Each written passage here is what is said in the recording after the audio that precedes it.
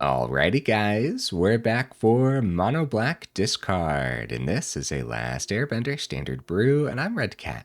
Let's briefly go over the deck, then hop right into some Ranked. We have a few new cards packed in. How about all four Dai Li Indoctrination? 2 mana sorcery lesson. You get to choose one. Target opponent reveals their hand. You choose a non-land permanent card from it. That player discards that card, or you can just Earthbend 2 instead. That's pretty neat, isn't it?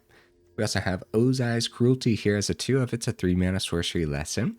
Ozai's Cruelty deals 2 damage to target player.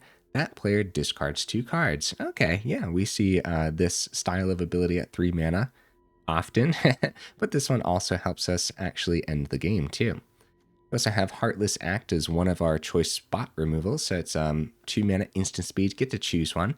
Destroy a target creature with no counters on it, or remove up to 3 counters from target creature. Pretty neat.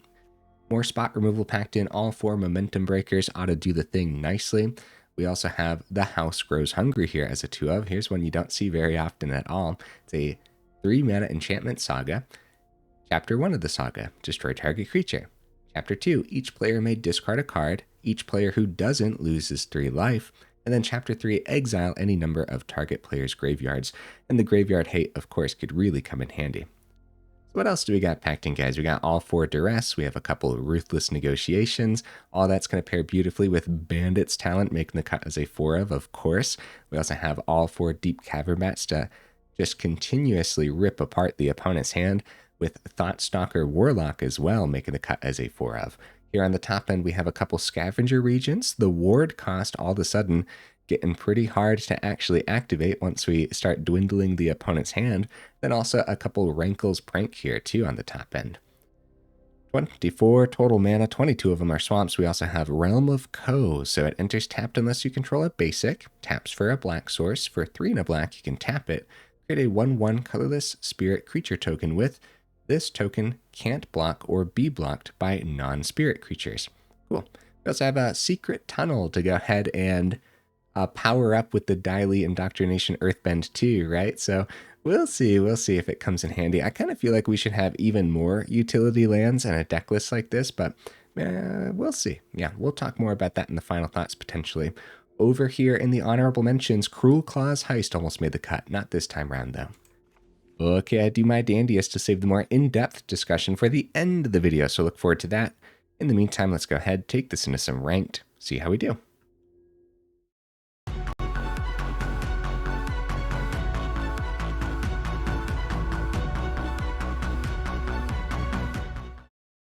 All right, we'll see if we can get right into that first game. In the meantime, what am I expecting from the build? I think it's probably going to be pretty janky overall. But we'll see. Yeah, it might actually be pretty difficult to pull off a victory with this one, with everything that I've been seeing from the opponents.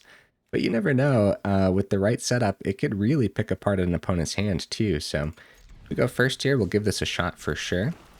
Start with that Ruthless Negotiation, see what the opponent exiles here.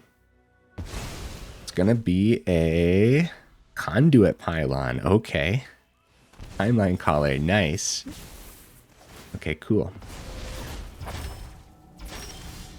Deep-Cavern Bat over anything else here, probably.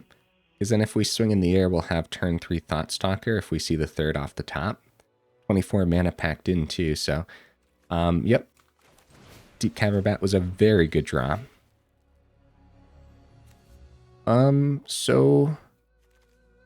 I guess the other Timeline Caller... But then they're just going to play the case next turn. Okay. Yeah, I'm pretty sure it's the caller, but the case is a problem too, I suppose, at some point. The menace will start getting by. And there's the 3rd, guys. Wow. So with only 3 cards remaining in their hand, maybe it's better just to go Ozai's Cruelty over the Thought-Stalker Warlock. Because this is non-land. There's a possibility that we miss. We could always do the Cruelty next turn too, though. Yeah, never mind. I'm going to still get the Thought-Stalker Warlock down instead. First, got to get the damage through first. It is going to be more mana, guys. Yeah, Cruelty next turn also works here to ditch the rest of their hand. Conduit Pylons comes down. Timeline Caller back from the grave. And we could block here, or we could take the 4. Caller will just come back from the grave again, though. Oh, that wasn't from the grave. I'm sorry, guys. They had this out in exile from the warp. I'm just going to take the 4 this time around. I think that's okay. Heartless Act number 2. Alright. Ozai's Cruelty. I think they're going to get rid of the 2 swamps here. We don't know what this card is. But I don't think they need the 4th swamp on the board, is the big thing. We swing for 3, get them down to 12. We go back up to 16. They got 4 on the board. Ooh, Corpses of the Lost. Uh-oh. Uh-oh. Yeah, see, that would have been a really good one to be able to hit off the Thought-Stalker Warlock or something.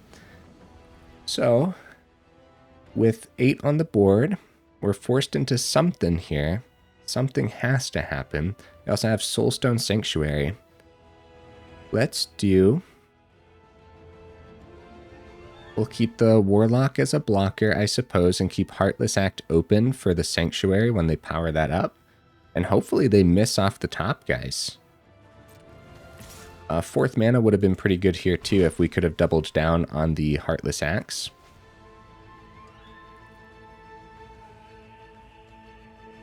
Your Corpses of the Lost, really, really rough here. It powers up a lot of their top decks. Cecile, that's not one that it powers up. Thank goodness, huh? But that's still a problem, for sure. So 2 very different versions of Mono Black. Also, if Cecile was the land, then that could have been the Sanctuary. So we can block here. Heartless Act the Skeleton. They solve the case, grab a corpse potentially next turn, or... Huh. I don't know where I want to block, actually. Or what exactly I want to pop. I don't really want them to solve the case right now. But the Caller's just going to come back and haunt me anyways. I guess taking less damage also matters here. But them solving the case at the end, if they miss mana, they wouldn't have the Corpses of the Lost next turn anyways. Momentum Breaker. Alright, not bad. But the Caller's the sacrifice, right? The Earthbending not helping us here either. Probably just Heartless Act open again. We still don't plan on blocking with the Bat. We go back up to 8. And then just wait to see what they do on their turn, right? To decide what we end up dropping the Heartless Act on. Tough decisions, man. We need a little bit more mana here, too. We're 12 cards deep, 3 mana on the board, 24 mana total. It's not too bad, but I'd say that 4th land should be coming up here. And that'd be nice, being able to do 2 things on 1 turn, for sure.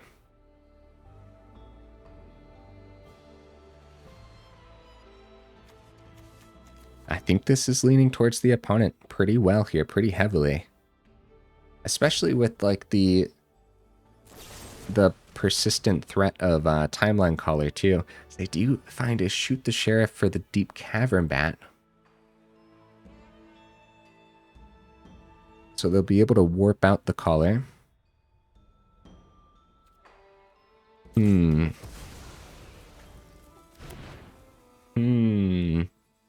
Also, this whole time we did have Earthbend 2 on the Secret Tunnel, but I'm pretty sure we would have been in danger if we took the turn to do that. Okay, looks like they're going to use Case instead of the Caller here, so a little less damage coming through for the turn. If we let the Cecile damage come through, they'll also lose that much life too. So that depends on if we thought we could win on a backswing. I don't think we let that damage come through. And they probably just grabbed the other Corpse of the Lost here. Yep, we should pop the Cecile. It's less damage. If they didn't grab Corpse of the Lost, it's a great one to go ahead and bounce back. There we go, guys. All right. All right, 4th mana. We could do 2 things on the same turn. And that's going to look like revealing their hand, grabbing the Corpse of the Lost that they got. No, they grabbed a Forsaken Miner, just something that would get haste from the corpse. Actually, a terrible hand to have them discard. Actually, very clever opponent, right? Luckily, they don't have any ways to commit crimes, so it's still going to be the Forsaken Miner to the yard here. And then as far as the everything else goes, I guess we drop Momentum Breaker and at the very least make them pay the warp cost to bring these back. But we're in danger, dude. Some tough decisions here in the first game. Hopefully I'm playing it out well enough too. I think with our early discards, with the opponent having so much extra mana and stuff, it ended up working out pretty well. They do find the mana to power up the Sanctuary, and I completely agree with that play over anything else for the turn, for sure. We find our 5th mana as well, and at that point, guys, I mean, we could survive an extra turn, but I'm just going to have fun with the last turn here. Whoa! That was so loud. What on earth was that about? Oh my goodness. I'm going to swing with the Secret Tunnel. And then also, hold on, opponent. Hold on. Stay there. Secret Tunnel.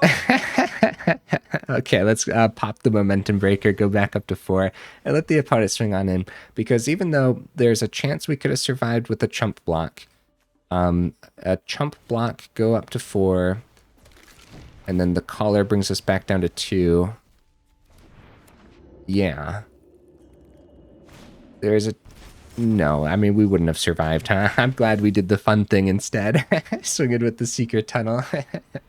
Yeah, 2 very different versions of Mono Black. Kind of a neat showcase overall, and one of the reasons why discard just doesn't work sometimes. Sometimes you just don't have anything good to actually hit out of the opponent's hand, and then they just top deck the good thing instead, which in that scenario was the Corpse of the Lost for sure. But pretty much everything that the opponent was doing was dangerous for us, so.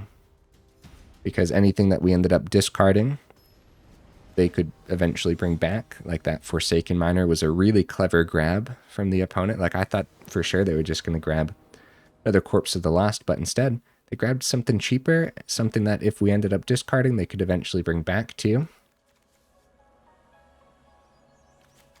And that was good. Okay, we go first. Excellent news. Good hand. I do like the starting hand so far.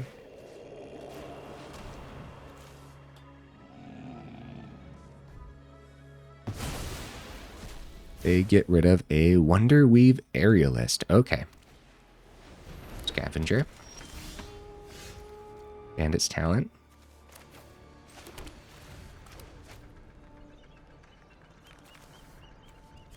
Bandit's Talent would have been pretty good in that last game.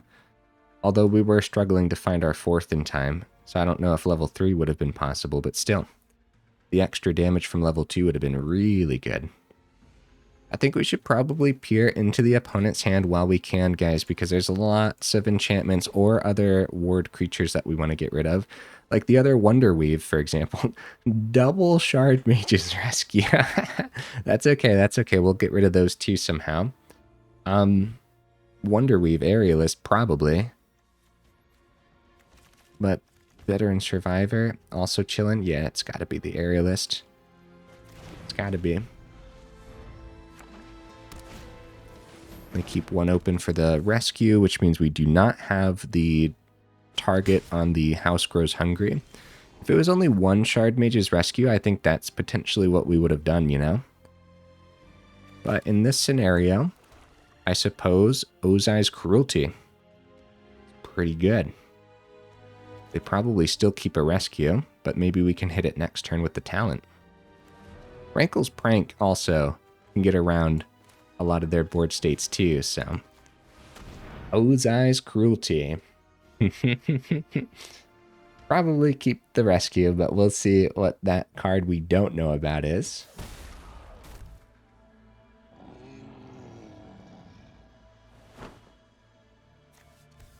Might be a tough decision. They do keep the card we don't know about, getting rid of both rescues. Maybe the House Grows Hungry can actually land, and we don't need the fourth for the prank here.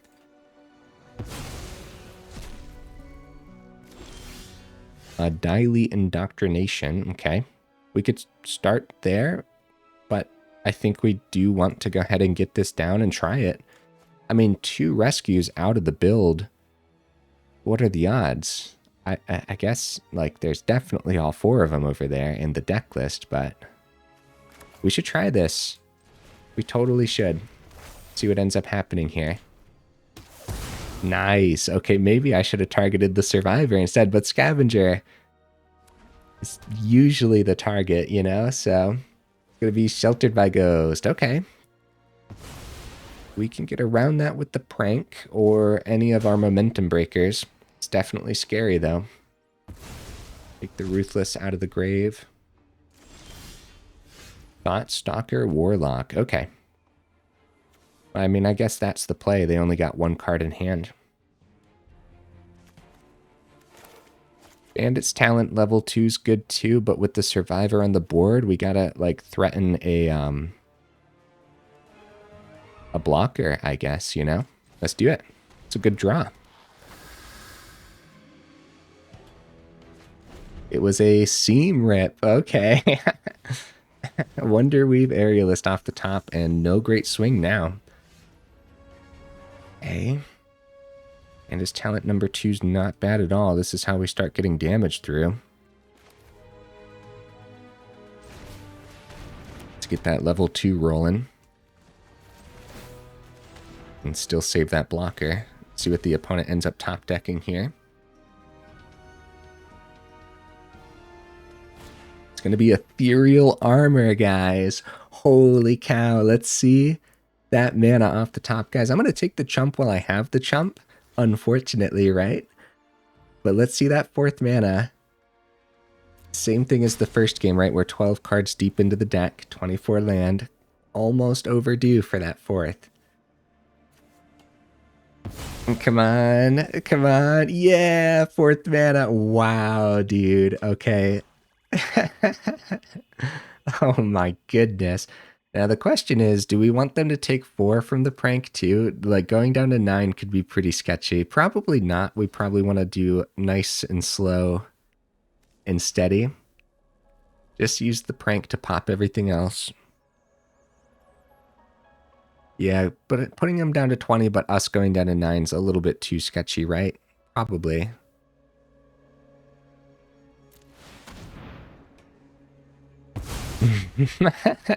Dude. Holy cow.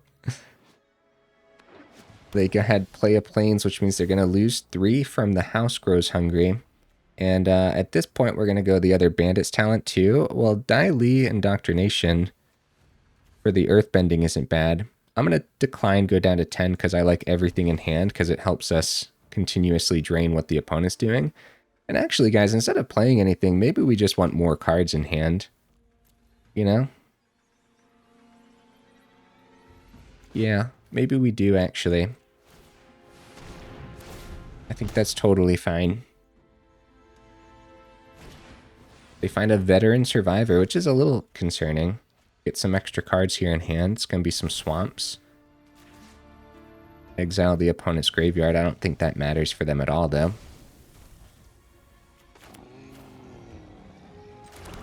At this point, too, Realm of Koh is online, I suppose. Earthbend 2. Survivor was a pretty good top deck, wasn't it? I think I'm just going to go Bandit's Talent. Level 2 here, so we can start getting even more damage through. And I think that's it. I guess the Earthbend isn't terrible while we have the open mana. But yeah, okay. Okay. We'll power up one of these.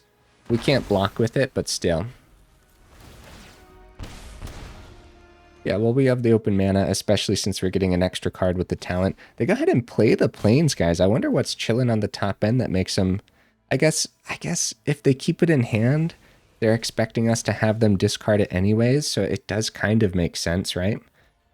Their Dai Li Indoctrination isn't terrible. But it's probably just the Bandit's talent again, right? Then level 2. Because that's a significant chunk of damage all of a sudden. And I guess we can power up, I guess we do the same thing, right? Earthbend. Only this time around, we actually have the other swamp to block here. Yeah, we don't have to swing until next turn. We go down to 7. And we don't even have to swing if we just go Cruelty and then pass it back. Spellbook Bender, nice. That's pretty good. Put it on the Survivor. Although we're taking that block all day. Okay. We can play the Swamp. Ozai's Cruelty gets him down to 5, and then we just pass it back. No attacks end turn. 6 damage. It's crazy, man. We saw 2 very different games here. One where the discard just wasn't lining up, right? And then the other where the discard was really lining up. That was good. That was really good.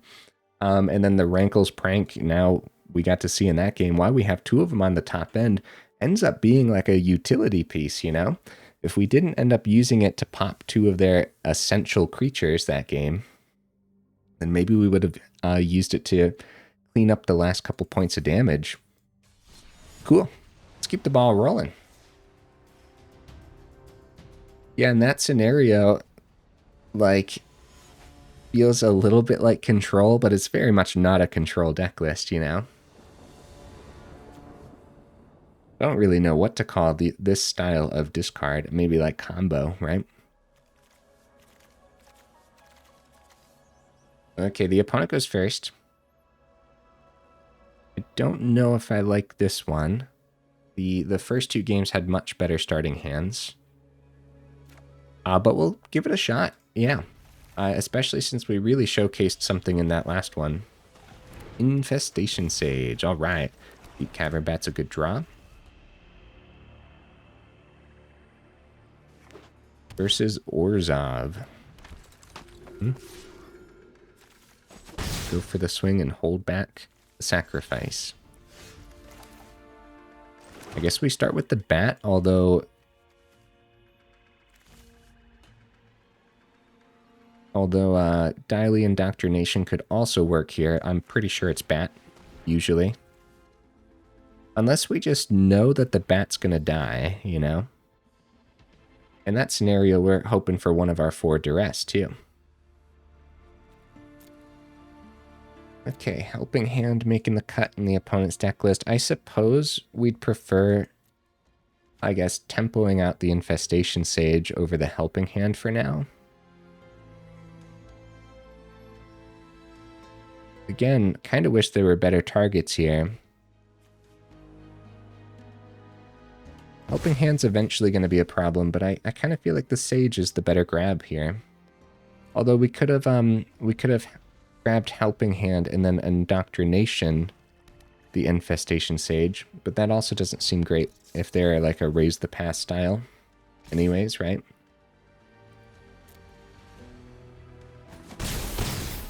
Down to 15. The Momentum Breaker is not the greatest piece of removal versus what we're up against. A Scavenger Regent could eventually be okay. Duress was a good draw. Yeah, we'll totally hit that Helping Hand. This is very much a Raise the Pass style deck list, though, so it's always hard to tell when's a good time to wait on things like this. And I think the answer is never. Just play what you got, right? And hope that the opponent misses. Yeah, Momentum Breaker's just going to have to come down, guys, because there's never going to be a moment where there's a good sacrifice on the opponent's board. And at the very least, we do get the ball rolling with our engines. It's going to be Link Breaker over the Infestation Sage. That way we can still swing in the air with the Deep-Cavern Bat. That actually ended up working out in our favor then. Nice. Oh no, I ran right into this. I did this the other day against the Zealot too. For some reason, I'm not thinking the Zealot is at instant speed. Oh no. Oh no, guys. But you know what? You know what? Maybe it'll end up working out in our favor since we have Scavenger Regent in hand too for the Omen side.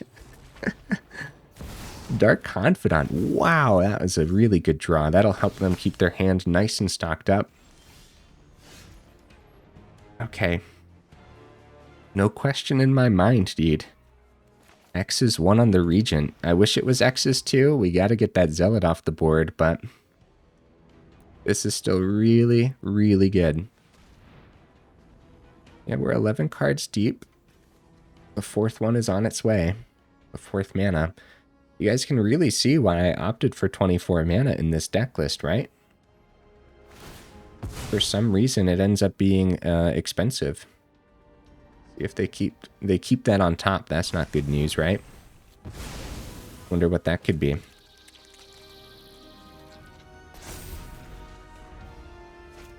It's a Dark Confidant. Nice, nice. We're going down to 8 here. Mana off the top, preferable. Yes, let's go, dude. All right, X is 2 on the Regent. Although just playing the dragon could be pretty good here too, right? But Dark Confidant and everything helping them restock their hand. They'll start with the Surveils, I suppose. I don't know why my brain keeps doing that with the Zealot. Yeah. I keep running face first into this at instant speed. Very, very powerful sacrifice piece. Worth it. It's a good board wipe. 2 turns in a row. Zealot off the top. Wow. 5th mana.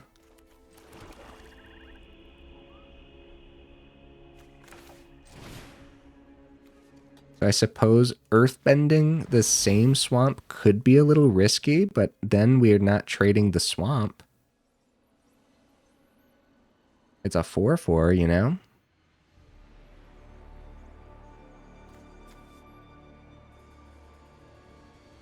We haven't seen any spot removal from the opponent so far. I'm going to say Earthbend on the same swamp just so that we have like a nice chunky blocker on the board. Totally fine.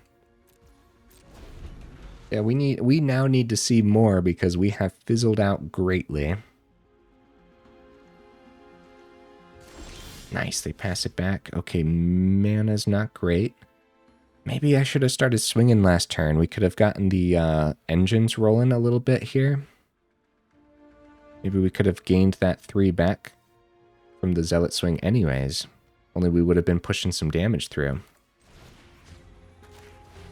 See what happens with the Ruthless Negotiation. It's going to be a... It was a swamp. Okay. A Ruthless Negotiation back from the grave. I could save this swamp in hand as a surprise for the 5th. That way maybe they'll keep whatever's in hand. I think maybe I do start rolling the damage through, and that's very, very sketchy versus this style of deck list for sure. I probably should have started rolling it through last turn though, too. We have Momentum Breaker open if we're in case of danger. We gain 2 real quick. Vengeful Blood Witch, yep, get it down on the board. Swing with the Zealot, get us down to 5.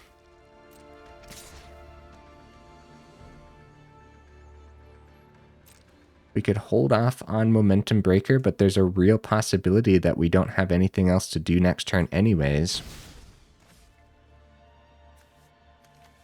Like, Ruthless Negotiation won't exile anything from hand, but it will replace itself in our hand as we draw a card.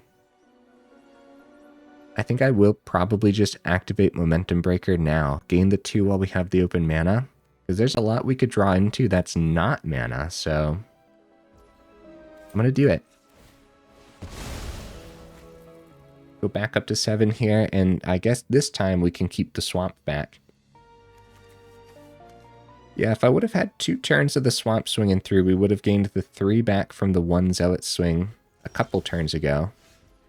Thought-Stalker Warlock, not bad, but nothing in the opponent's hand. I suppose that could be our one blocker. We could still try to slip some more damage through here then.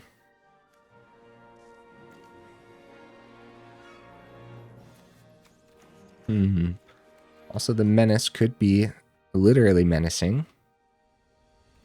I guess I'll go for it, right? Go for the swing. We got to start getting the opponent down somehow. And this is very much the style of deck list that knows how to gain life too, so. Yeah, if they see like another Blood Witch or a Sephiroth off the top, we'd be in significant danger out of nowhere. What's interesting about, again, this style of discard is, yeah, we fizzled, but we also like forced the opponent into a fizzle as well. It's kind of silly, right? They go down to 12 here. You get the speed up to 3. More momentum breakers actually would be pretty good, right? Because now that we have so much mana, that extra life gain could really come in handy. In this time round, I'm still going to save the swamp, although I guess they know that we have 5 on the board thanks to the 4-4, but they also know that we don't really want to tap the 4-4 without a swing or something, so I guess I'll save the swamp. It's not hurting anything to just keep in hand. And that always depends what you think you're up against too, but...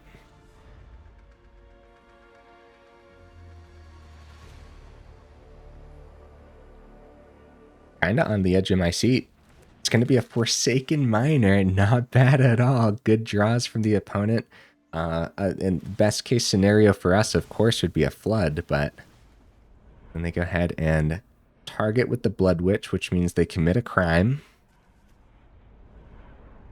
So they pay the 1 to bring the Forsaken Miner back, and they can do that one more time, guys. They still have the Courtyard as another black source. They get a Surveil. They send the Confidant to the yard. They're looking for bigger and better things, I suppose. Here comes the Forsaken Miner as we go down to 5. They go back up to 14. They keep it on top. Uh-oh. Uh-oh, guys. So Forsaken Miner can't block. They decide we're going to hold off until next turn, and that's probably terrible news for us because, yeah, they're 18 cards into their deck list. With all that Surveil and everything, that's probably a Raise the Past on top.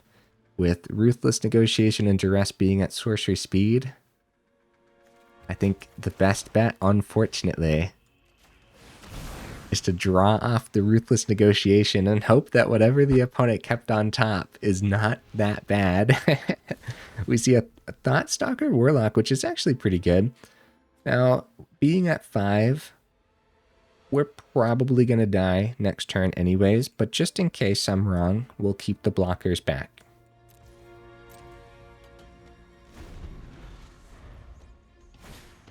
Vengeful Blood Witch. Oh, that'll also do it. Because now it's 1-2 from each Forsaken Miner sacrifice, and they can do that 2 more times for a total of 6 damage. Nice, opponent. Good game. Yeah, that was a really tough puzzle to think through, and I like those style of games for sure. Oh, wait a minute. Where'd their extra mana go? Well, either way, they can just pop one of the Blood Witch now. Or swing. That works too. Yes, that also works, right? And swinging's more fun as well. I thought they were going to loop through the Forsaken Miner 2 more times for a total of 6 mana, but I guess they accidentally paid twice for 1 Forsaken Miner ability, or I missed something. I'm not 100% certain. All right, dude, 34 minutes in. I think we showcased exactly what the deck list was trying to do. I think I'm sticking to it, right? It's going to be a little janky, but let's go talk about this one. Mono black discard. Yeah, this is one of those ones where sometimes it's really going to do the thing and sometimes it's just really not going to do the thing. But I think in those matches we showcased all angles of that, right? Not doing the thing, doing it well, but then also, I guess in that last one too, fizzling both sides out. There were a lot of things we could have seen differently in that last game that the decklist is more than capable of seeing. But you could make that argument for the Orzhov decklist that we were up against too. Like, where was their Raise the Past, right? So it could make the cut as a 4 of in there, and they were pretty deep into the decklist at that point too. So yeah, having to double down on Scavenger Regent, there were some moments there in those games where if we would have just seen our 4th Arn 4, maybe they would have been different games. But also, I messed up a little bit in that last one too by swinging right into the flyer. I was like, oh yeah, that worked out in our favor because they could have gotten the flyer here from the momentum breaker sacrifice. But no, that Zealot is instant speed. They can sacrifice whatever they want whenever they want. So yeah, maybe if I would have not ran face first with my Deep-Cavern Bat into their flyer, maybe it could have been a different game. But probably not, because we still probably would have had to run down Scavenger Regent at some point, and that also would have taken care of our bat too. There's also an argument to be made that maybe if I would have just went Dragon on the Scavenger Regent, because they didn't find any removal that game, did they? That doesn't mean that it's not packed into their deck list somewhere, but maybe if we would have just went 4/4 Flying Dragon, we could have put them on like a 5-turn clock while surviving with our other cards. If we would have went one Regent in the air, the other one still could have hit the ground pretty well. So yeah, there was a lot of things that I could have done differently. So maybe we don't even want to blame the deck list, especially in that last one. So, but overall, there was probably other stuff I could have optimized in all the games today too. I really like the House Grows Hungry. I think this is a pretty neat saga at 3 mana for the top ability. It is what it is, but then you get some extra value as the game goes on as well, and then there's a lot of reasons to have a little bit of graveyard hate in your deck lists too, so I think the Chapter 3 will come in handy way more often than you would expect as well. What else, guys? Dai Li Indoctrination. This is a really neat one. The utility is the main reason to play this, right? You're looking at it like non-land permanent, but you might as well play like, what is it? Pilfer, right? Non-land card. Non-land card at sorcery speed. And there's another one in Standard that does this too, right? I'm blanking. Well, I mean, like, yeah, I guess the honorable mention too. Cruel Claw's Heist is the exact same concept. The Secret Tunnel in here as a one-of isn't going to hold up the heist very often, but choose a non-land card from it, exile that card. So it's even better than Pilfer at that point, because also you can always decide to give a gift, so that way you can play the exiled card too. It's actually a pretty powerful card in the right build. This is one of those builds that is the right build, right? But opting for the Dai Li Indoctrination, I just really like having that option to Earthbend, and I think it's gonna matter actually in a lot of different matches where you're trying to push through the last couple points of damage. The opponent has nothing left. You Earthbend a land and swing on in, right? Or in that one game, in that last game, we dropped Earthbend 2 on the same swamp to get a 4/4. That was really neat. But it's 2 cards for 1 land, so it is very risky, as all they need is 1 piece of spot removal. And it's kind of like treating it like a 2-for-1 all of a sudden. Guys, what would you add or take out? I really like the Ozai's Cruelty too. I wouldn't mind having all 4 of these in here by any means. And again, it's that similar concept to sometimes you just need to poke those last couple points of damage through, and you're really getting damage through with the Bandit's talent or something. Ozai's Cruelty can help you wrap it up. In that last game, Bandit's talent also would have been pretty darn good, right? It's the deck list is effective at making it so that way the opponent has no hand. So yeah, if we were able to have all those extra turns of survival thanks to the board wipes and thanks to our blockers, then just a few extra turns of a Bandit's talent or 2 dwindling the opponent's life, that could really, really matter. And then also, if we did have Bandit's talent, maybe that would have changed my line to actually go a little bit more aggressive with the Regent in the air or something too. So, and then the Thought-Stalker Warlock. Yeah, just everything kind of worked out, but still pretty janky. Go ahead, put it on the do not craft list, guys. That's not saying anything about the deck list per se. It's mostly just we don't know where the meta is going to settle, so put everything on the do not craft list until it does settle. And it's actually relatively cheap too, isn't it? Let's find out. So a lot of uncommons and a few rares here. It's not bad at all, guys. And then the lands can just be extra swamp if you really... You don't need the utility land. You could just have 24 swamp too, so... Not bad, honestly, dude. Yeah, just 6 rares here. A couple rares in the mana base that could just be swamp. A good, healthy chunk of uncommons. And 8 commons. Huh. I wasn't even trying to make a budget, but I guess most of the discard cards are budget. As far as Rankle's prank goes, guys, in that last game too, would a Rankle's prank have saved us? It probably would have saved us a couple turns, yeah. Yeah, but I don't. It's another one of those matches too where I don't think we would have used the middle ability for the 4. The only time you're going to use that 4 is if it's actually cleaning up the game in like a turn. And again, that'll look like having a Bandit's talent or 2 on the board as well.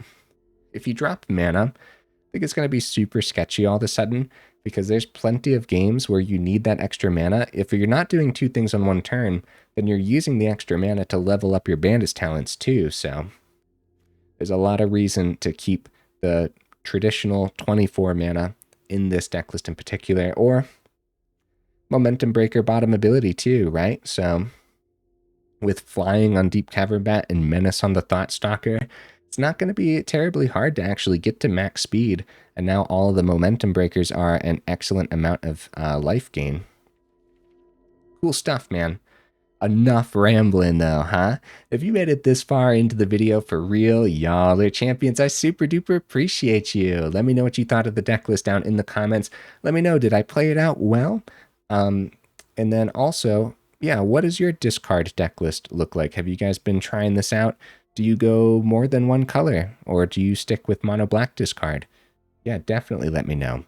Either way, I'll see you in the next video.